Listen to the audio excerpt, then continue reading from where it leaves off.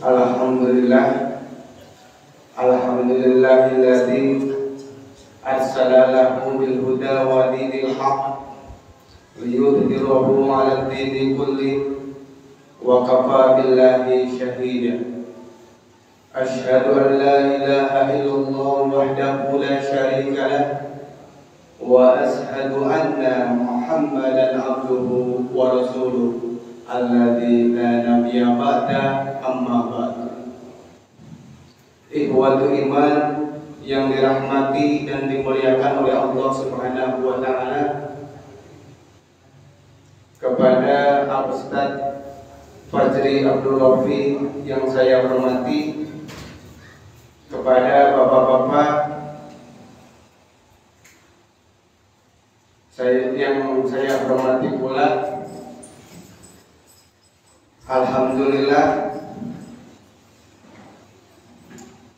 atas rahmat dari Allah Subhanahu wa taala kita dapat melangkahkan kaki kita menuju masjid yang mulia ini, menuju masjid yang penuh barakah ini, dalam rangka acara kajian rutin setiap malam Kamis yang diselenggarakan oleh pimpinan jamaah Persatuan Islam Gading Ketukan II, yang mana kajian pada malam ini insya Allah akan disampaikan oleh Al-Ustaz Fajri Abdul Rafi. Kebetulan beliau juga sudah hadir di tengah-tengah kita semua. Untuk itu mari kita persiapkan hati, pikiran, dan pendengaran kita untuk mengkaji dan memahami apa yang akan disampaikannya, supaya tidak banyak membawa waktu. Kepada Al-Ustaz, waktu dan tempat kami persilakan.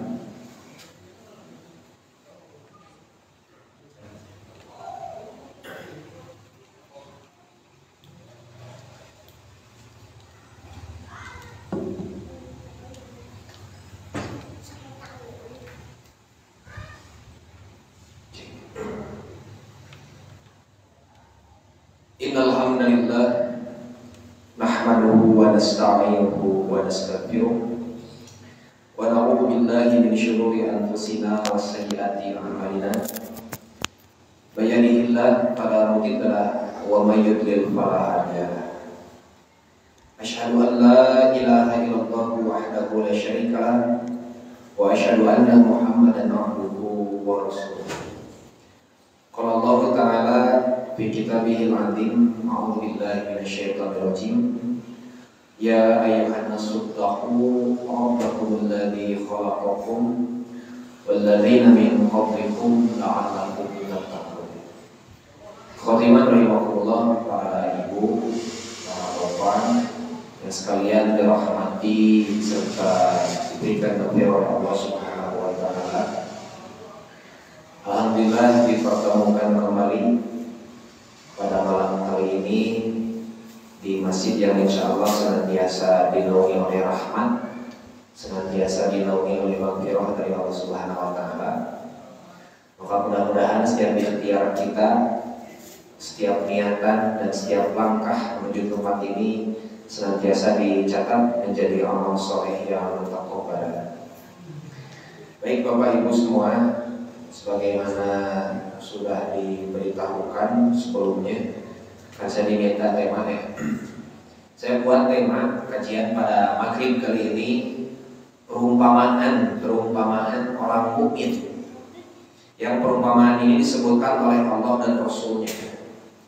Bapak Ibu ikhwati iman rahimakumullah, ketika Allah Subhanahu wa taala membuat perumpamaan, ketika Allah membuat permisalan di dalam Al-Quran, ini tujuannya tiada lain adalah untuk mempermudah.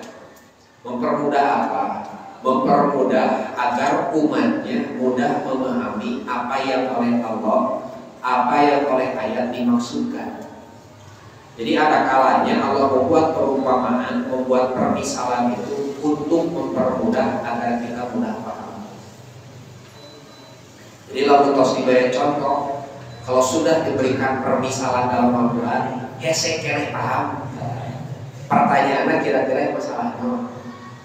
Karena diberikan contoh, diberikan permisalan dalam Al-Quran itu agar mudah dipahami. Kenapa demikian? Karena Al-Quran walaupun bahasa Arab, orang Arab saja tidak mudah memahami Al-Quran itu. Makanya ada yang nanya ke saya banyak, Ustaz cenah, hari Al-Quran itu bahasa Arab Al-Quran itu. Jelas disebutkan dalam banyak ayat bahwa kitab ini, kitab Al-Quran diturunkan dalam bahasa Arab. Dan bahasa Arab, bahasa Arab mana? Bahasa Arab dengan kadar, dengan tingkatan bahasa Arab paling tinggi yang tidak mungkin dibuat oleh manusia. Itu zaman Nabi Muhammad. Pernah ada seorang sastrawan, seorang ahli bahasa Quraisy, namanya Al-Walid bin Mughirah. Namanya Al-Walid bin Mughirah, terkenal. Sahabat ini terkenal terkenal karena urusan syair-syair, karena saja pokoknya menguasai bahasa Arab. Hebat karena bahasa Arab. Tapi ketika dia mendengar Al-Quran, menyimak Al-Quran, dia langsung berkata, tidak mungkin Al-Quran ini buatan manusia atau buatan jin. Tidak ada syair-syair buatan manusia ataupun buatan jin yang bisa menyerupai Al-Quran. Saking naon, saking tinggi nilai bahasa. Jadi sekelas orang Arab saja tidak otomatis mudah memahami. Makanya nanti orang-orang jahiliyah seperti tadi Al-Walid bin Mughirah misalkan, terus nanti Abu Sufyan dan lain-lain, orang-orang Quraisy, musuh-musuh Nabi, mereka takjub kepada Al-Quran tapi tidak mau iman. Nah sampai sekarang nanti banyak orang yang takjub terhadap Islam, orang yang percaya tapi hatinya masih menolak. Nah menolak, ada kalanya mereka menolak itu karena gengsi untuk menerima kebenaran. Karena ajaran Quran sunnah gitu. Ya, nanti orang yang sudah menerima memang benar Quran sunnah lagi aja. Tapi kenapa menolak? Ada kalanya gengsi. Nah, orang-orang Quraisy nanti banyak. Kenapa mereka menolak Al-Quran, menolak Islam itu karena gengsi. Kembali ke permasalahan tadi, Iman rahimahullah. Apa tujuan Allah membuat perumpamaan di dalam Al-Quran? Iya, karena mudah dipahami perumpamaan. Nah, saya akan ambil di sini surah Ibrahim ayat 24 dan 25. Allah Subhanahu wa taala menyebutkan, alam taro kaifa daraballahu masalan. Apakah kamu tidak memperhatikan bagaimana Allah telah membuat satu perumpamaan? Daraballahu masalan. Allah membuat perumpamaan, Allah membuat permisalan. Perumpamaan apa?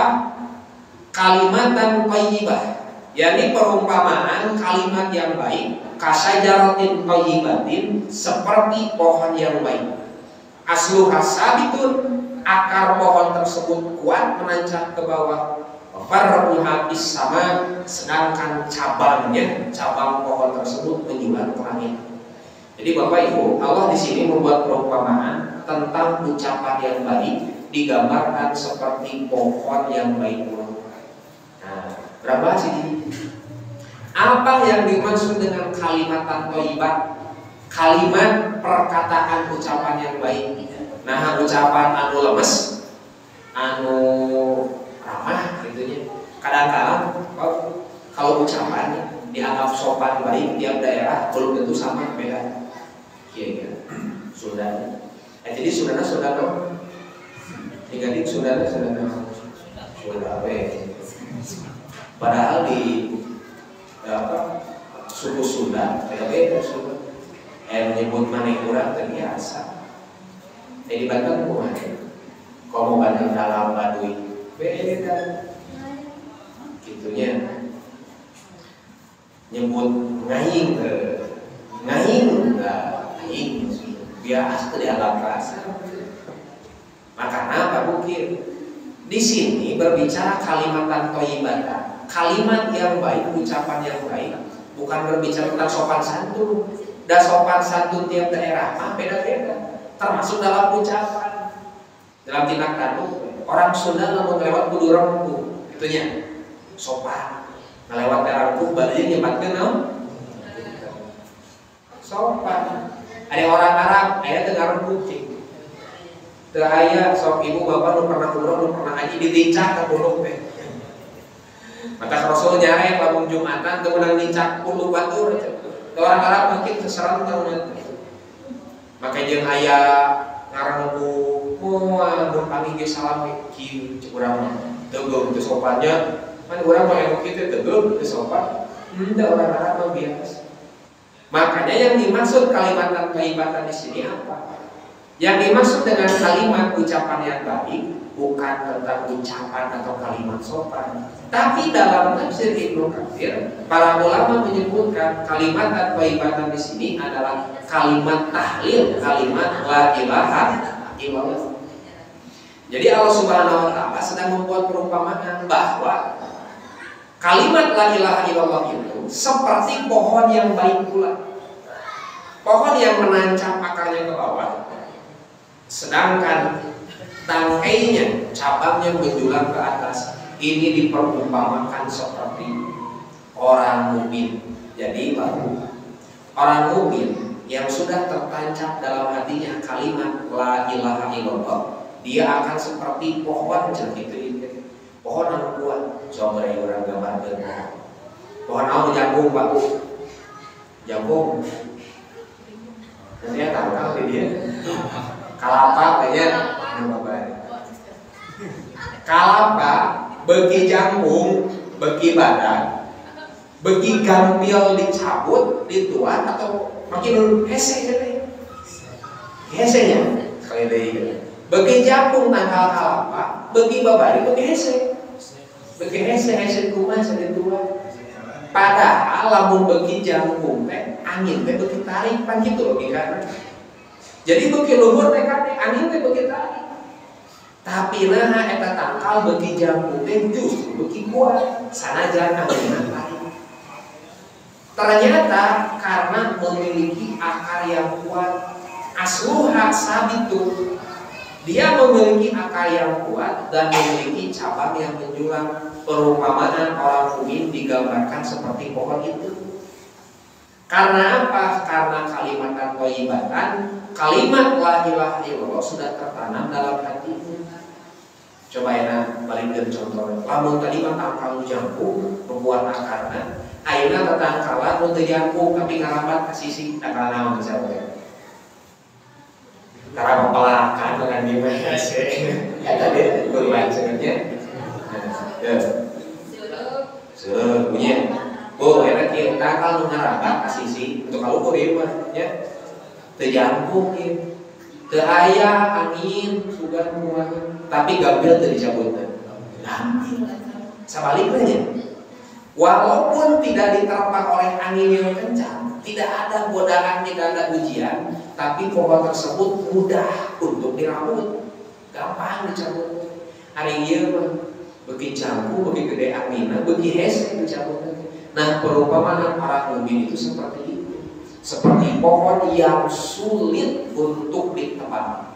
Kenapa? Karena dalam hatinya tertanam kalimat la ilaha illallah. Jadi, lamun jelema geus yakin kana la ilaha illallah, diuji kunaon oge sia. Entong kieu la ilaha illallah itu hanya dalam lisan, ngawirin we terus. Ari ngawirin jago urang teh lila, tapi ka baca sekian ratus, gitu kan ya. Aya anu baca sekian ribu kali gitu. Tapi dina kehidupan sehari-hari kalimat la ilaha illallah teu kan anu paling penting mah la ilaha illallah itu tertanam dalam setiap tindakan, tina usaha. Kalau orang beriman yang ia yakin terhadap la ilaha illallah sudah tertanam dalam hati, dagang teh teu loba kahariwan.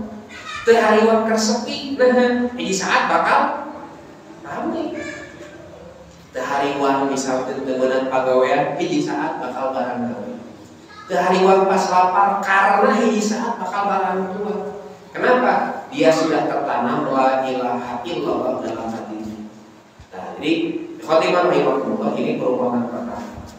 Selanjutnya nanti Imam Ibnu Katsir mengutip satu riwayat bahwa kata beliau Yang dimaksudkan oleh ayat tersebut pohonnya pohon naon disebutkan pohon korma gitu. Eta kal korma tadi dia. Teu aya di mana tuh? Di Arab. Bu kantos ke Arab Pak, kantos ke Arab kumaha? Haji, kantos sehingga kumaha tanggal korma? Kumaha haji tanggal korma? Kumaha tanggal gitu we. Cing diperhatikan teh ku urang. Pan kieu disebut tafakur tadabbur teh tong jauh-jauh teuing salasna. Tinggal sekitar urang. Urang mah sampai kieu tafakur tadabbur alam tapi kudu jauh gitu. Ka mana? Pangandaran. Eta mah bohong lain tafakur tadabbur, ayo amang eta. Sebetulna tafakur tadabbur tong jauh teuing sekitar urang ge tiasa. Makanya Allah membuat perumpamaan itu yang mudah. Kayak di tiap tempat, termasuk bisa tafakur karena diri kurang gitu. Kurang tuh barang tua nih, kayak gizinya ya nutrisinya beda-beda, vitaminnya beda-beda, zat itu zat itu. Walaupun tadi kontrol kurang, eta vitamin, nutrisi dan gizi itu, tapi menyebar secara otomatis, gitu. Aya nutrisi, aya zat untuk menumbuhkan rambut, kan gitunya. Untuk menumbuhkan rambut, tapi eta teu pahili sanajan teu diatur ku urang. Ieu mah jang rambut teh, jang rambut mastaka, itu nya. Jang rambut bisa panjang nepi ka sabaraha. Tapi aya nutrisi jeung zat anu tumbuh jang halis. Pernah teu rambut jeung halis pahili? Cing rambut pahili kumaha? Cieun mah. Cieun atuh pira ku enak rambut sakitu juga halis, ari halis. Omrok panjang. Pan eta teh sami kene zat nutrisina eta kene. Nah, henteu pahili. Makana lamun urang tafakur, tadabbur kana diri sekitar urang geus seueur. Yen persendian, aya sabaraha puluh, sabaraha ratus persendian dina badan urang. Sugan urang leungeun diolian. Nah, lamun teu diolian kereketan. Maka semakin tua ketika berkurang olina kereketan tutur jeung cangkeng gitu teh mabuk. Tah, karawas gitu ya. Makin sepuh atuh. Kendaraan mah jarang ngangge pelumas. Si rantai sina rusak eta teh. Kapan kita memberikan pelumas untuk persendian? Can pernah. Tapi otomatisnya.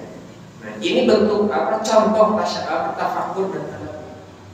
Maka kembali Fatimah rahimahullah, Allah mengajak kita bertafakur dengan contoh sederhana. Namun contohnya tangkal. Imam Ibnu Katsir mengutip sebuah riwayat tentang pohon yang dimaksud.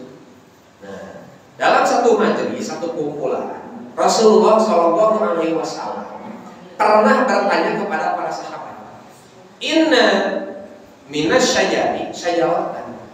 Inna min syajaratin syajaratan. Sesungguhnya di antara pohon-pohon itu ada satu pohon latas butuh warokuha yang daunnya tidak pernah jatuh. Maksudnya kumaha? Ditangkal cenah. Iman tangkal tara maluragan daunna.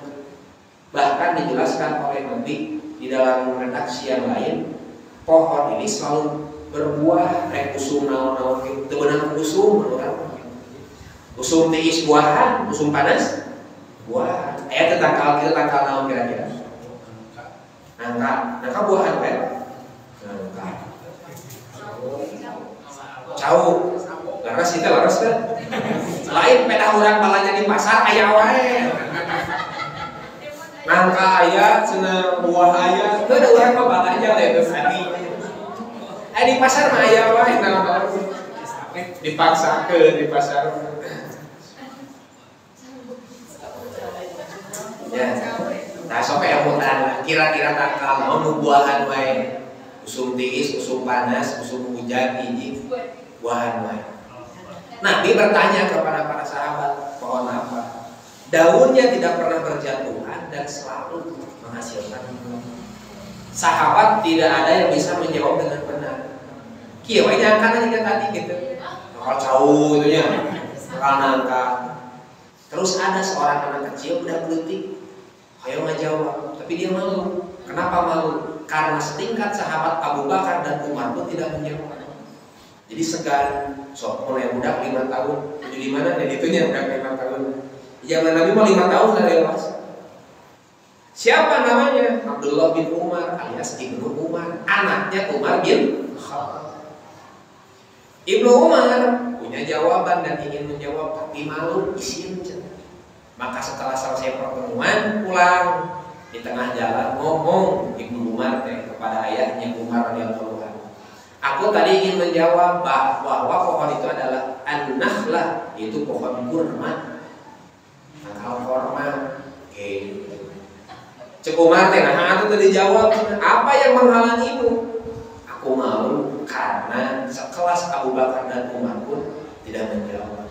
Isi menjaga adab. Ayah sepuh, gitu, ayah sahabat, pelaku senior. Ibu dan bapaknya tadi tengah jawab, isin salah senang, terang gitu. Sasa, senior gitu. Nah ya, jadi kalau menurut Imam Ibnu Katsir dan beberapa ulama lainnya, gitu cenaya. Pohon yang dimaksud dalam surah Ibrahim ayat 24, yang Allah buat perumpamaan, pohon yang baik, akarnya kuat, menancap ke bawah, tangkainya menjulang ke atas, ini adalah pohon kurma. Selain pohon kuat, daun-daunnya tidak pernah berguguran dan selalu berbuah dalam musim apapun. Dijelaskan oleh para ulama di tafsir. Maksudnya ini seperti orang mukmin. Bagaimana? Ia kuat seperti pohon karena punya tauhid la ilaha illallah. Daunnya tidak pernah berjatuhan dan selalu menghasilkan buah. Maksudnya selalu menghasilkan amal soleh dan amalnya tidak pernah berjatuhan. Jadi orang mukmin mah rek usum naon-naon oke, kudu ieu amal soleh. Tong usuman ari amal soleh teh. Kieu contoh amal soleh usuman Rabu. Pak Bu, Ramadan ya. Saminggu mimiti Ramadan. Kumaha masjid, kondisi masjid. Ieu aya kieu teh beres. Kudu aya kieu Ramadan ya, Ramadan mimiti ya. Aya kieu beres Ramadan, ibu-ibu biasanya kumaha? Nyirian pakai sajadah bisikna, bisik kuat tuh. Bapaknya beres buka tanda kamar nama standby di masjid sampai ke Isya. Bingung udah masjid teh. Saminggu mimiti, seminggu kedua kumaha Ramadan? Mulai kan? Seminggu katilu, kaopat, ngomong lah gitu. Itu beramal soleh usuman terkenal oleh kursi usuman. Mantap tos teu usum Ramadan balik deui karena kebiasaan. Nah, yang disebutkan oleh hadis tadi yang menjelaskan ayat Ibrahim 24. Ini Allah dan Rasulnya membuat perumpamaan orang mukmin itu beramal solehnya teu beunang usum alias teu usuman. Rek usum naon-naon ge tetap beramal soleh. Ramadan lain Ramadan tetap beramal soleh. Nah, makanya Fatimah rahimahullah. Nanti dalam hadis lain Rasulullah Shallallahu Alaihi Wasallam menyampaikan perumpamaan yang lain. Ya betul perumpamaan bagi orang mukmin. Kalau tadi diumpamakan seperti pohon korma, begitunya selalu berbuah amal soleh, usum kumaha. Kumaha adalah salah satu bentuk amal soleh. Dalam hadis lain Nabi menggambarkan inna matalal mu'min kamatsalin nahlah. Lamun tadi manahlah make kha pohon korma gimana nahlah? Seperti apa? Seperti lebah nahal. Nahlah seperti lebah. Kumaha lebah teh? Rasulullah sallallahu alaihi wasallam menyebutkan idza akalat thayyiban. Yang namanya lebah itu kalau dia makan yang baik-baik. Cing, naon dituang ku lebah, teu dimakan ku lebah. Sering pernah teu lebah makan nu lain-lain. Bala-bala gitu. Oh, nya bunga we. Sebaliknya seperti lalat. Apakah lalat ada hinggap di tempat-tempat yang bersih? Sebaliknya kalau bersih ada kotoran, ada so. Kalau bala-bala karena sama geuleuh. Nah, digambarkan oleh Nabi orang mukmin itu pertama seperti lebah. Idza akala thayyiban, dia kalau mengkonsumsi sesuatu, mengkonsumsi yang baik-baik, bukan hanya makanan tapi berbagai hal. Konsumsi untuk pikiran, konsumsi untuk hatinya harus selalu baik. Jadi ilmu baru yang mempengaruhi pikiran kita, ilmu harus senantiasa yang baik-baik. Terus nanti nasihat-nasihat untuk hati sama. Maka kalau urang keur ke loba masalah, tong panggil deui jeung loba masalah, akhirna silih adu keluh kesah. Silih diadu duh lieur kunaon? Kieu seueur bayareun naon-naon. Bungen kalau teh karena sakit tuh cenah ye cenah. Aduh geuning datang di lain, nimpak leuwih parah deui. Akhirna semua saling berkeluh. Jadi bagi negatif tak sumpah untuk pikiran dan hati.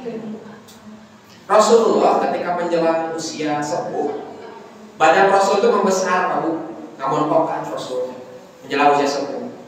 Sampai-sampai Rasul kalau bangkit dari sujud itu dulu istirahat dulu gelap baru bangkit karena badannya berat. Ditanya, apa yang membuat badan Rasul besar? Bukan karena sering makan Rasul itu, tapi Rasul tidak mau melihat dan mendengar hal-hal yang negatif, yang tidak manfaat, yang tidak positif. Di kasaran lagi, lamun nambah biungcingkeun, Rasul itu tidak mau mendengar. Ayo orang mah beda. Lamun teu nya oge hayangnya mau kana serat tetelepe. Guna we ku masalah ka bawa urang teh tadi anggap nyebarkeun gosip. Jadi we pikiran gering gitu. Rasul mah tidak mau kalau bukan hal-hal yang baik. Makanya Rasul gemuk ketika masuk usia tua, bukan karena banyak makan, tidak pernah mendengar melihat hal-hal yang merusak pikiran dan hati Rasul. Itu yang pertama. Jadi idza akalat thayyiban. Lebah itu kalau mau konsumsi yang baik-baik. Jalma mungkin sami ketiga gitu. Mau ada konsumsi rek makanan, rek ilmu yang pikiran atau nasihat yang hati. Nuh harus. Pada akhirnya nanti seperti apa? Idza wada'at thayyiban. Lebah itu kalau menghasilkan pula yang baik. Lebah menghasilkan apa? Maka orang mukmin pun kalau dia mengkonsumsi yang baik-baik, thayyib, maka dia akan menghasilkan yang baik pula. Karena pikiran dan ilmu nanu aramu suwe nu bener wae ngahasilkeun teh halus deui. Tapi lamun tadi asupan nu negatif, gitu maksiat dan lain-lain, ghibah dan gosip, dikeluarkeun teh naon? Tah begitu deui gitu. Jadi apa yang masuk dalam tubuh keluar pun tidak akan jauh seperti itu. Tapi kalau yang masuk yang baik-baik, yang keluar akan baik-baik pun. Kita mengkonsumsi makanan yang halal. Konsekuensinya apa? Konsekuensinya makanan-makanan itu mempengaruhi terhadap amal soleh, Pak. Benar, kayak hadis nanti. Ada seseorang yang sedang safar kata Nabi dulu, ngadong sekarang kebak bebeakan. Padahal orang kalau sedang safar itu salah satu kondisi doanya akan dijawab. Tapi etama justru ditolak doa. Gara-gara naon? Nabi menyebutkan dia tidak sadar bahwa makanan perbekalan yang dia bawa haram, wa malbasuhu haram, pakaiannya haram. Bahkan darah yang mengalir dalam dirinya pun bersumber dari barang-barang yang haram. Oh, si goreng pagawean haram. Akhirnya semua yang dia bawa, yang dia makan, yang tumbuh dalam daging dan darahnya itu hal-hal haram. Tah katolak doa nanti gara-gara makanan yang haram. Jadi amal soleh itu bisa dipengaruhi ke makanan halal atau haram. Sebaliknya kalau makanannya yang halal mempengaruhi terhadap amal soleh. Siapa contohnya? Contoh paling jelas adalah Imam Al-Bukhari. Imam Al-Bukhari waktu kecil ini pernah dites oleh para ulama. Dites nanti hadis diputar-putar. Sanadna hadis dipapaliutkeun. Ini hadis yang salah ini semuanya dibetulkan oleh Imam Al-Bukhari. Budak kene dan Imam Al-Bukhari walaupun masih kecil sudah diakui oleh para ulama. Papaliut teh. Papaliut hadisnya dibenerkeun Imam Al-Bukhari. Ditanya apa yang kau ajarkan kepada anak ini? Itu kan ya kayana. Ini nama Imam Imam Al-Bukhari itu Muhammad bin Ismail bin Ibrahim gitu kan. Ayahnya namanya Ismail. Kumaha cenah ieu? Nepi ka bisa jiga kieu Imam Bukhari. Ternyata jawabannya sederhana, Pak. Aku tidak pernah memberikan sedikit pun makanan yang haram kepada Imam Bukhari ini. Tina makanan halal mempengaruhi dia. Udah jadi ulama gede. Nah, khotimah Imam makanya mengkonsumsi hal-hal yang thayyib. Ari thayyib mah geus pasti halal, geus pasti disebut thayyib. Sudah pasti halal. Ini mempengaruhi terhadap apa yang kita hasilkan. Amal soleh gitu, ilmu, pikiran, nasihat dan lain-lain. Namun riungan orang bener, majelis taklim, ahli pengajian di masjid, ngobrol tentang halus lain, insya Allah positif sakumaha berat masalah. Ini kan Rasulullah seperti itu. Rasulullah dan para sahabat tong dianggap adab ayam tidak ada masalah, bukan, sama. Masalah mereka lebih besar. Kalau seorang Rasul memimpin umat Islam, lebih gede masalahnya. Tapi karena saling menguatkan, kumpulan juga tadi, lain adu nasib gitu. Yang aya anu ngeluh hiji, gitu kan ya. Nu lain ngeluh.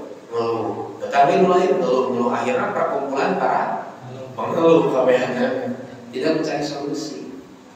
Kan para sahabat mah begitu. Ero ngeluh hiji, yang lain memberikan nasihat, yang lain memberikan solusi. Itu guys. Nah, ini yang dimaksud oleh Nabi. Wadho'an thayyiban, menghasilkan yang baik. Yang ketiga disebutkan lebah. Kenapa perumpamaan orang mukmin seperti lebah? Idza waqa'an, dan apabila dia hinggap di satu dahan, endreg cenah lebah. Lam tuksir wa lam tubsir. Yang namanya lebah tidak akan merusak dan tidak akan mematahkan tangkai yang sudah patah. Dikir misalnya, di tangkai patah potong, lebah gentrem didinya, moal murah tangkai.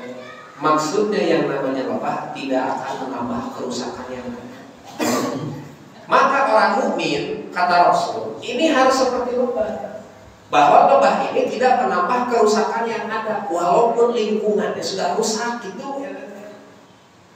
Lamun aya runtah, lain nambahan runtah, justru kuduna mersihan guys.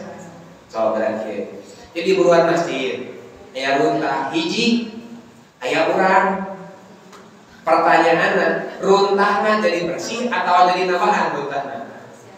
Harusnya seperti apa? Harus nama bersih, gitu kan? Nah, Nabi menggambarkan orang mukmin seperti lebah itu, kalau dia hinggap lebah ini di satu tangkai, walaupun sudah rusak, tidak akan menambah kerusakan yang ada. Orang mukmin pun demikian. Kalau tinggal di satu tempat, di satu lingkungan, rusak lingkungan, jangan mengubah kerusakan yang ada, tapi mau bisa merubah minimal penambahan. Contoh yang paling jelas siapa? Contoh yang paling jelas itu Rasulullah. Rasul di mana lahir? Di mana lahir? Ada di Gading Tutukan. Di mana? Di Mekah. Lalu hijrah ke mana? Madinah. Tapi nanti menaklukkan kembali kota Mekah, walaupun tinggalnya terus di Madinah. Jadi, dari Mekah adalah awal mula. Pertama, jahiliyah maka dia kan yang mendirikan kota Mekah itu siapa? Nabi Ismail, Siti Hajar. Yang mendirikan Ka'bah itu Nabi Ibrahim dan Nabi Ismail. Didirikan para nabi Mekah TKD sampai ada Ka'bah, Baitullah, sampai ada Zam-Zam ya, dan lain-lain. Dalam Al-Quran sebutannya Bakkah bukan Makkah. Alladzi bi Bakkah. Kenapa disebut Bakkah? Karena Bakkah itu semisal cekungan, cek sudah mah lengkop gitu tak. Jika Bandung kan ngalengkop ya, di pinggirnya gunung. Mekah pun itu bentuknya. Cuma ini gersang, gunungnya gunung batu jeung pasir. Di Bandung mah gunungnya Arejo. Nah, di sana dulu itu tidak ada kemusyrikan. Sampai pada akhirnya nanti ada orang yang pertama kali membawa kemusyrikan, bawa patung dan patungnya suruh disembah di hadapan Ka'bah sampai begitu.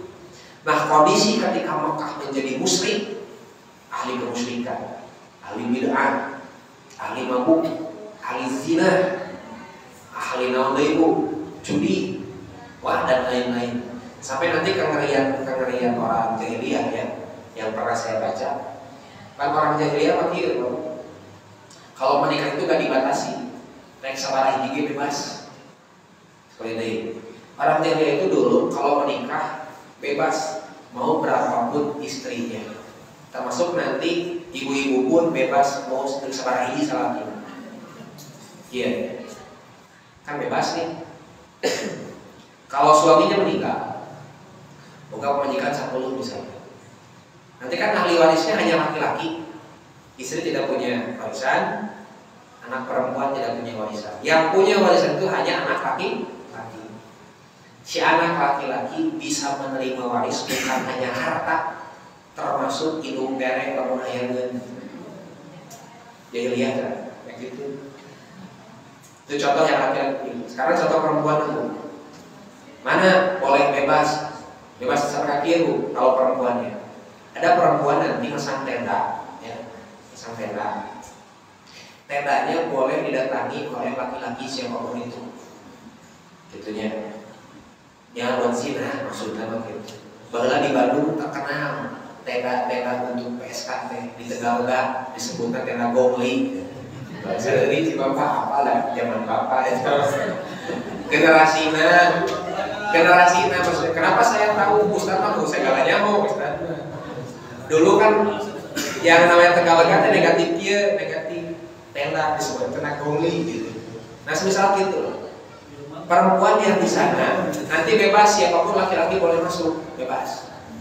Oke, lamun hamil ditunggu sampai melahirkan, pas melahirkan ditinggali. Iya teh mirip kasaha budak. Oh miripna kasih anu pernah ka dieu, berarti budak si eta gitu. Legal zina, legal. Parah pisan Mekah dulu itu ketika Rasul dilahirkan. Makanya ujian Nabi itu berat. Pertanyaannya, Rasulullah menambah kerusakan tidak? Lain nambah kerusakan di Mekah, justru gitu. Yukhrijuhum minadh-dhulumati ilan nur.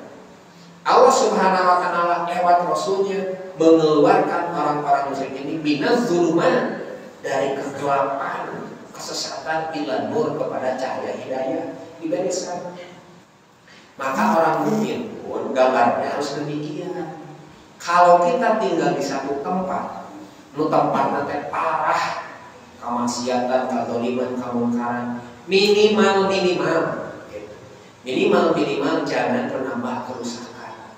Lamun bala teh mah tong nambahan kan, tapi kudu bersihan. Untuk kuat kumaha? Pindah di Rasul, berarti Rasul itu melakukan hijrah untuk lebih baik gitu. Cuma memang ada fadilah, ada keutamaan. Orang yang tinggal di satu tempat tidak suka dengan lingkungannya, tapi dia kuat, gitu. Kuat kebawakan itu lebih baik memang. Namun kuat, tapi pun kuat, itu bisa ngobah, gitu ya. Kan biasanya lamun hiji lembur anu jauh tina agama, gitu ya. Sampai masih nanti sepi, gitu. Saya pernah ke satu pantai, sekarang mah pantai ramai. Tahun 2011 ya. Saya nggak akan menyebutkan pantai. Tapi saya Pangandaran ya, pantai daerah Sukabumi.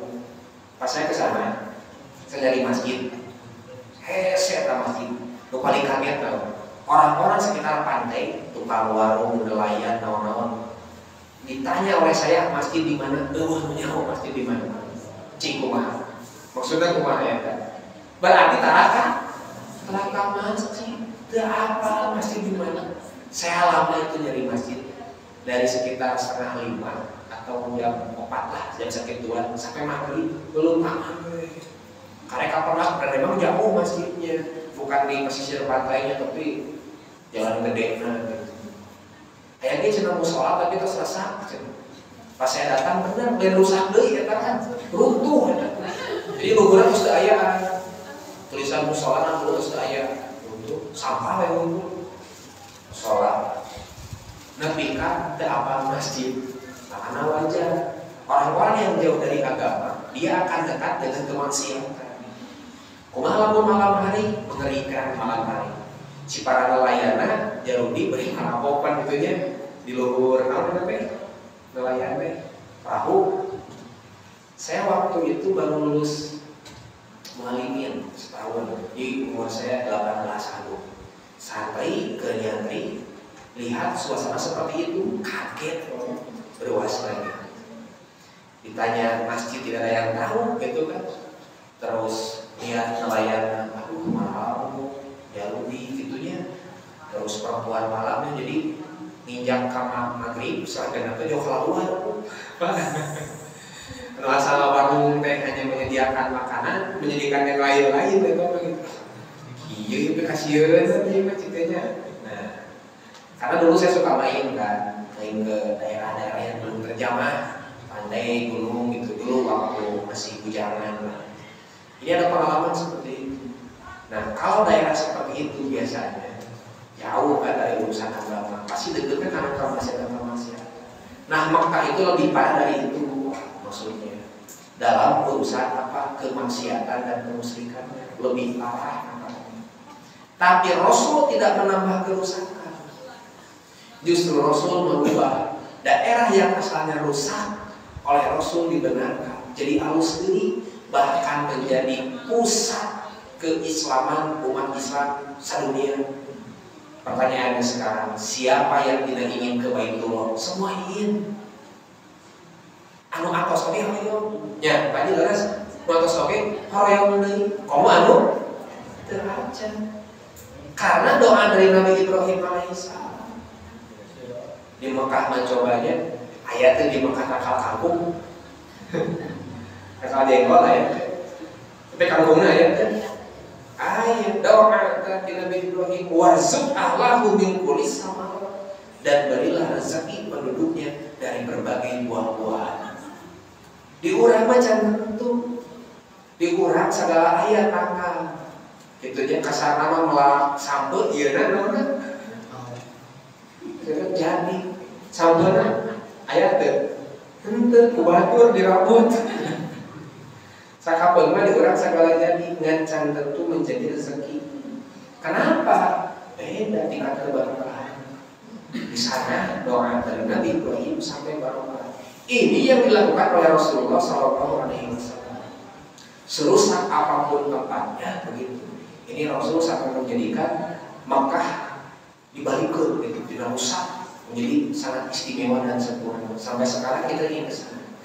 Nah, Fatimah rahimahullah itu dalam hadis yang lain ya, perumpamaan orang mukmin disepertikan seperti lebah.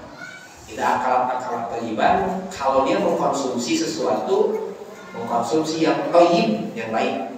Terserah kalau makanan, ilmu, nasihat atau apapun itu. Makanya kamu kalau generasi yang sekarang, generasi yang disebut milenial ya, generasi Z, kenapa melankolis, lebay, carengeng, dan marahnya? Karena yang konsumsinya itu soal sekali itu. Udah kayaknya ayat alamat tuh, lamun tuh bisa aja dicepet. Ibu ngalaman, bapak ngalaman gitu. Itu pengalaman datang ngaji. Generasi saya itu sudah tidak asing ya dengan yang namanya punya jidat dan ngaji dan belajar sapunya. Itunya dulu tidak sholat, tidak puasa. Sekarang tidak bisa.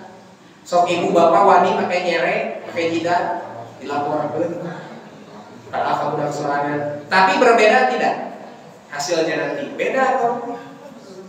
Nanti generasi yang dihasilkannya wayahna lamun cengeng, lamun manja, lamun elehan, karena beda pembentukan generasinya.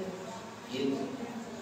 Makanya ada yang bilang zaman yang sulit, zaman yang keras akan menghasilkan orang-orang hebat.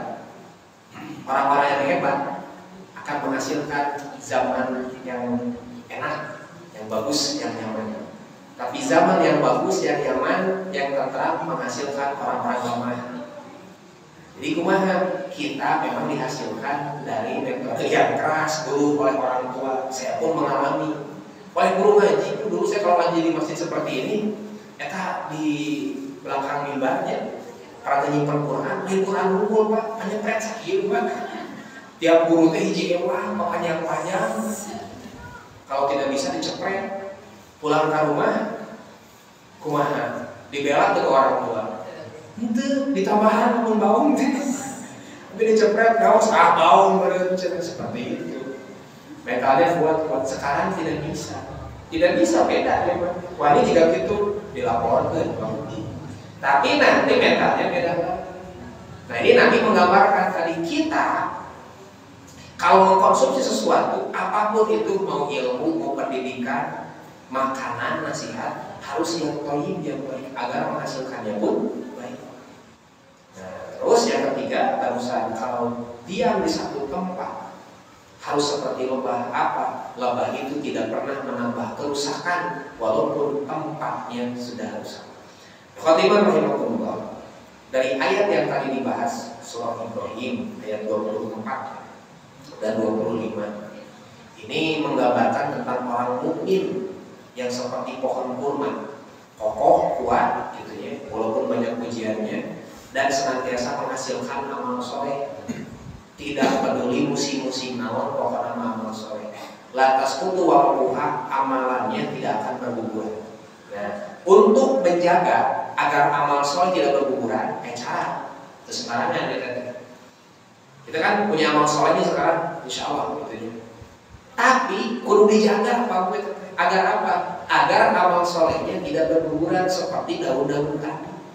Kumaha caranya? Yang pertama, gitu, berkaitan dengan urusan yang al-ikhlas. Gitu. Dalam beramal soleh, syarat yang pertama untuk menjaga agar amalnya tidak gugur adalah ikhlas. Nah, dari ikhlas teh, Bu ikhlas kalau dulu. Al-ikhlas naon Bu?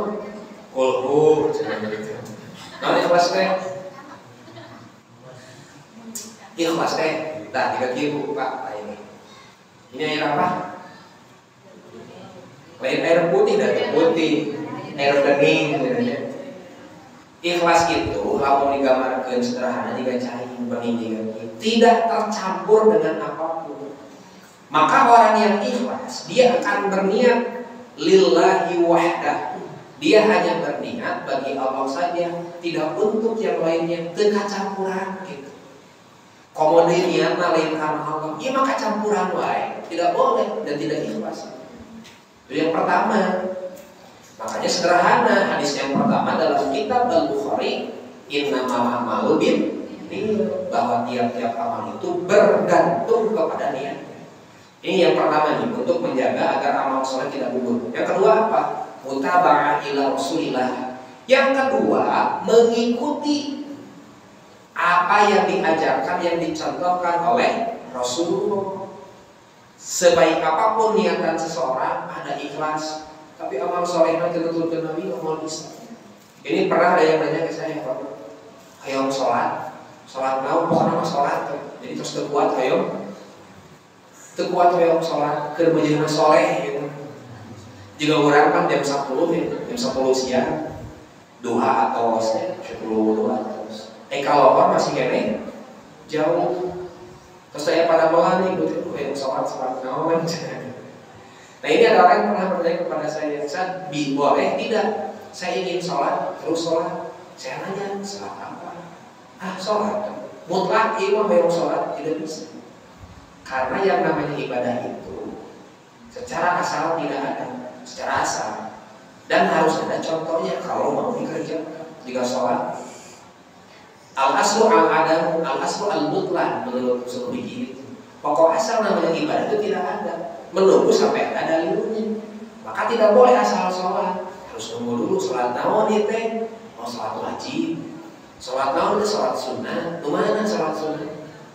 Maka yang kedua gitu ya, cara menjaga agar amal tidak berguguran adalah mutaba'ah ila Rasulillah, mengikuti contoh dan ajaran Rasulullah. Yang ketiga, ini penting juga, ikhlas atos, mutaba'ah Rasulullah atos. Yang ketiga, menjaga agar amal tersebut tidak hangus. Bagaimana caranya? Tidak menzalimi orang lain. Karena nanti di akhirat ada orang yang disebut dengan muflis. pakai FF muflis, muflis. Mau muflis teh bangkrut. Lamun nu jualan bangkrut, pengen bati teh. Nu bangkrut mah ulah wakabati modal oge. Saya bahkan hutang di mana-mana. Orang muflis itu seperti itu. Dia datang membawa amal soleh, amal sholat, haji, saum, zakat. Tapi nanti banyak orang yang menuntut. Kenapa? Oh, akala mahada. Orang ini pernah memakan harta orang lain dengan cara yang tidak hak. Wadorobahada, pernah nenggel si ieu. Wah, mencaci maki si ieu, ngafitnah si ieu, ngadolim si ieu. Akhirnya orang yang pernah didolim ini menuntut kepada Allah.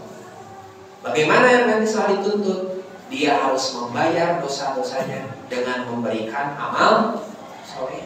Pahala diberikan kapan tuh? Ini kan sama, pahalanya berguguran. 3 cara menjaga agar amal tidak berguguran, agar tidak jatuh. Pertama ikhlas, yang kedua mutaba'ah ila Rasulillah, yang ketiga tidak menzalimi orang lain.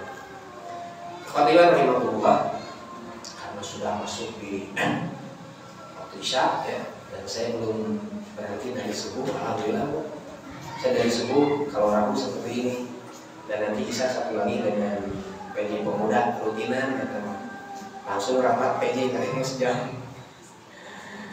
Barangkali itu dulu ya. Nggak ada pertanyaan Pak, nggak adanya. Nah, hari ntar Bapak jadi Mas, kita teruskan. Ngawe biar ada semuanya. Ya barangkali itu dulu yang bisa disampaikan. Mohon maaf atas segala kekurangannya. Saya izin langsung pamit dari zaman tadi dan mau langsung lagi. Mudah-mudahan Bapak Ibu sehat, sedayana, sehingga barokah yuswa ilmu sabalubina. Insyaallah di perkatakan ini kita waktu sanes waktu saya mengaku saya. Akhirul kalam aku qouli hadza wa astaghfirullah li wa lakum. Rabbana atina fid dunya hasanah wa fil akhirati hasanah wa qina adzabannar.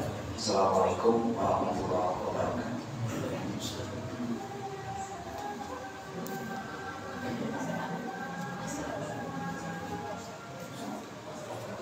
Alhamdulillah, jazakallahu khairan katsiran kepada Al-Ustaz yang telah menyampaikan kajian malam ini mengenai permisalan orang-orang mukmin menurut Allah dan Rasulnya, dan tadi telah dijelaskan secara genre mengenai permisalannya. Langsung saya tutup saja. Aqulu qouli hadza wa astaghfirullah li wa lakum. Rabbana atina fid dunya hasanah wa fil akhirati hasanah wa qina adzabannar.